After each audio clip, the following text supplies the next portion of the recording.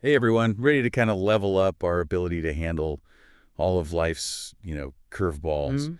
Today we're going to be doing a deep dive into emotional Oh, resilience, it's good. what it is, why it even matters, and how to actually build it. We've got this fantastic video we're going to be kind of looking at with some really practical strategies. So let's jump right in. It's fascinating. I think oftentimes we kind of think about, certain people in our lives. Maybe they're like naturally resilient, like Right. they were like born with this superpower. Yeah. But the truth is resilience is way more like a muscle Okay. that we can all strengthen over time. I like that analogy. But before we even get to the how-to, Sure. let's define what we actually mean by emotional resilience. Yeah, It's not about becoming like an unfeeling robot, right? definitely not. Okay, good.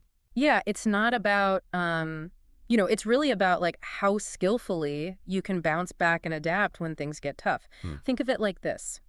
Resilient people, they still experience, stress. They still experience sadness, Right.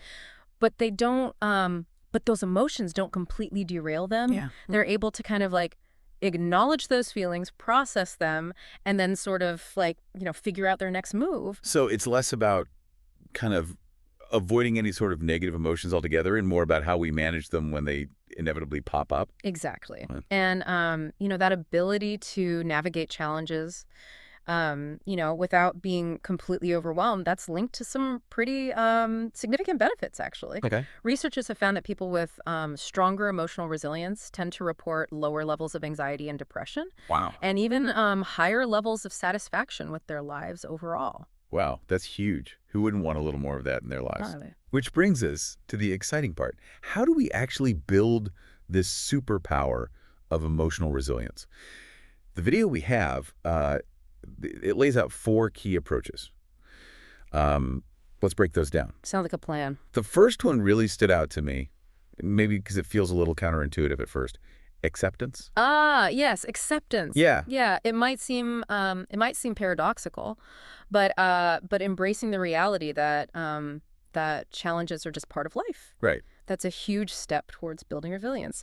A 2019 study from the University of Cambridge found that folks who view challenges as kind of a normal, expected part of life, Okay. they tend to bounce back from setbacks more easily. Okay. It's like they're less thrown off by challenges because they just expect them to happen from time to time. That makes a lot of sense. If you're constantly blindsided by challenges, Yeah. it's got to be way harder to deal with them. So instead of asking, like, why me? Mm. It's more about asking, What can I learn from this? How can I use this experience to grow? yeah, like how can I, it's like reframing the whole situation. Totally. Instead of seeing a challenge as this big roadblock, Yeah. you're looking at it as a detour, maybe even a scenic route. Right, right. That's going to teach you something valuable. Precisely. Now, the second pillar is a bit more intuitive, I think. Okay. The power of connection. Yeah. And your support system. Yeah, this one feels like a no-brainer, right? Right. Having people you can lean on when things get tough is so important. Absolutely. And it's not just about feeling good in the moment. Research actually shows it has, a direct impact on resilience. Okay. A 2015 study found a really strong connection between, having those solid support networks Right. and being able to navigate, stressful or even traumatic experiences more effectively. So it's not about trying to go it alone. It's Right. about tapping into those connections to help us weather the storm. You got it. It could be, friends, family, a therapist, or even like a support group. Hmm. The key is having those trusted people you can kind of open up to and share your experiences with, Right. especially the tough ones. It's interesting, this Yeah. idea of having people to talk to. Right. It really gets at the heart of why those strong support networks are so crucial for building resilience. Okay. Researchers believe that that sharing our experiences,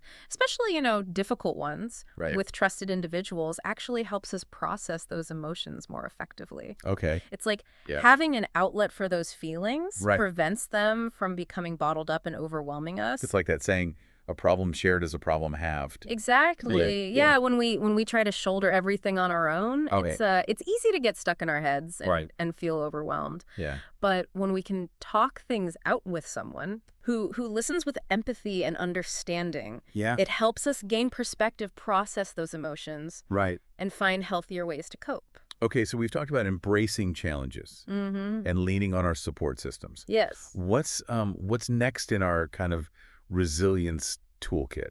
The third pillar Okay. is all about mastering your emotions instead of letting them master you. Oh, this one feels big. Yeah. I think we've all had those moments where our emotions are calling the shots. Absolutely. Yeah. But here's the thing. Well, Building emotional resilience isn't about ignoring those feelings okay. or pretending they don't exist. Right. It's about learning to manage them Okay. more effectively. Gotcha. So they don't control our decisions and behaviors. So how do we actually do that? What are some like practical techniques Right. for mastering those emotions? Well, a lot of it Yeah. comes down to mindfulness. You know, things like practicing deep breathing exercises, meditation, Right. or even just, taking a few moments to consciously observe your emotions Okay. without judgment. Yes. Researchers at Yale found that Yeah. that people who actively work on kind of regulating their emotions in these ways Right. tend to handle stress more skillfully Okay. and report greater emotional stability overall. So instead of letting that wave of anxiety Right. completely wash over you, it's about like finding your center Yes. and saying, okay, I feel anxious. Right. What can I do about this? Exactly. It's about recognizing that you have a choice Okay. in how you respond to those emotions. This reminds me, one time I had to give like this big presentation at work, Mm-hmm. and I was so nervous, like my heart was racing, Oh, yeah. and I felt like I was gonna forget like everything I wanted to say. Right. But then I remembered this tip I'd learned about Mm-hmm. like deep breathing, Yeah. and I excused myself to the restroom, Sure. and I just took a few minutes to focus on my breath, Right. slow it down, Yeah. and calm my nerves. Yeah. And you know what? What's that? It totally worked. Wow. I went into that presentation feeling so much more centered and confident. There you go. Yeah. You tapped into that ability to Yeah. regulate your emotions. Yeah. And it allowed you to show up Right. more fully in that moment. That's amazing. Yeah. Okay. So we've got acceptance, Mm. connection, emotional regulation. Right. What about that fourth pillar of building resilience? Ah, yes. Yeah. Cultivating a growth mindset. I'm all ears. Okay. Break this one down for me. Essentially, it's about approaching challenges with a sense of curiosity and opportunity Okay. rather than fear and limitation. Gotcha. Think of it like this. Resilient people, they often view setbacks as opportunities to learn, I like that. adapt, and grow. Right. So instead of thinking I can't do this, Right. you're asking yourself, like, what can I learn from this experience? Exactly. It's about Right. reframing those challenges as stepping stones Right. rather than roadblocks. I like that. And this shift in perspective Yeah. has been linked to Yeah. to greater resilience in the face of setbacks, Okay. especially when those challenges are emotional in nature. That makes sense. Yeah. If you view a challenge as an opportunity for growth, Yeah. you're more likely to approach it with a sense of like optimism Right. and determination, even if it's tough. Precisely. Yeah. And that brings us to, I think, an important point. Okay. Building resilience isn't just about like Yeah. toughing it out or Yeah. pretending that everything is like okay when it's not. It's Mm. about acknowledging the difficulty, Right. Yes. allowing ourselves to feel those emotions, Yeah. and then choosing how we want to move forward. So it's not about suppressing our emotions, but about like transforming them Yes. into something that fuels our growth. Exactly. And that leads us to a question that often comes up. Okay. What about Yeah. resilience when things are going well? Right. So it's not just about like weathering all the storm, Right. but also about building our capacity to really appreciate those moments of calm and sunshine. Absolutely. It's like building, a reserve almost Uh-huh. of inner strength that we can then draw on when things inevitably get tough. Mm. And one of the most powerful ways to cultivate that kind of resilience is through practicing gratitude. Gratitude. Interesting.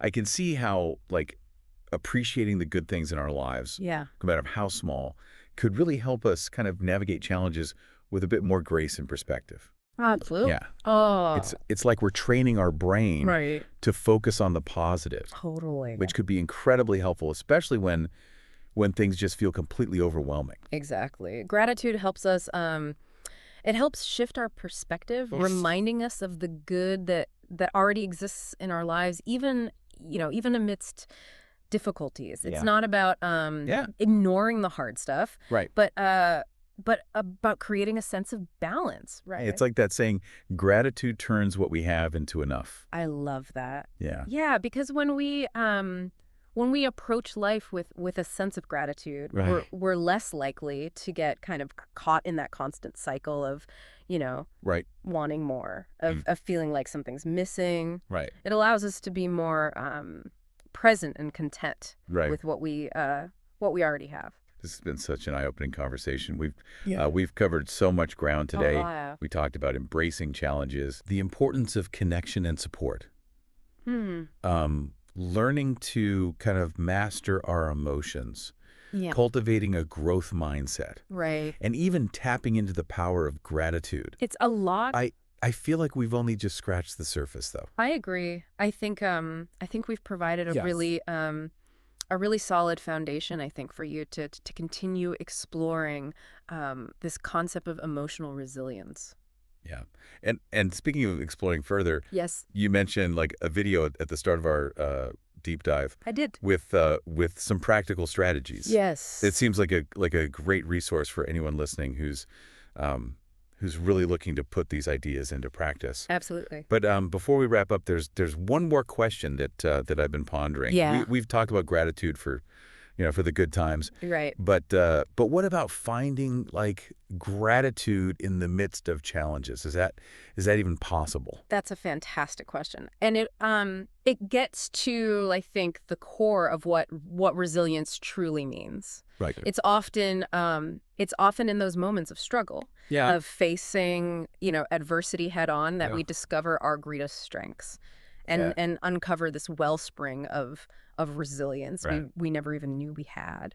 So even though challenges are difficult, even Yeah. even painful sometimes, You're right. they can also be like these incredible opportunities for growth and transformation. Exactly. And when we can find a way to be grateful for those experiences, Right. even the tough ones, it, Yeah. it allows us to approach them with a different lens, right? Yeah. Not minimizing the pain, Right. but understanding that even in the darkest of times, Yeah. there is always something to be learned, something Mhm. to be gained, something to be grateful for. Yeah. Maybe it's the realization of our own strength, Right. the deepening of our empathy, or even the discovery, of a new perspective. This has been such an insightful conversation. It has. We've really gone deep into building resilience from the individual all the way to the collective Mm-hmm. as we kind of wrap up here. Yeah. Any final thoughts for our listeners on how to start putting these like incredible tools into practice? I think it's just important to remember that Yeah. that building resilience is a journey. Okay. It's not a destination. Right. Be patient with yourself, celebrate your progress, Yeah. and remember that every experience, Right. no matter how challenging, Yeah. holds the potential for growth. Beautifully said. And to everyone listening, thank you so much for joining us on this deep dive into emotional resilience. We hope you found this exploration as insightful and empowering as we have. Thanks for having me. Awesome. Until next time.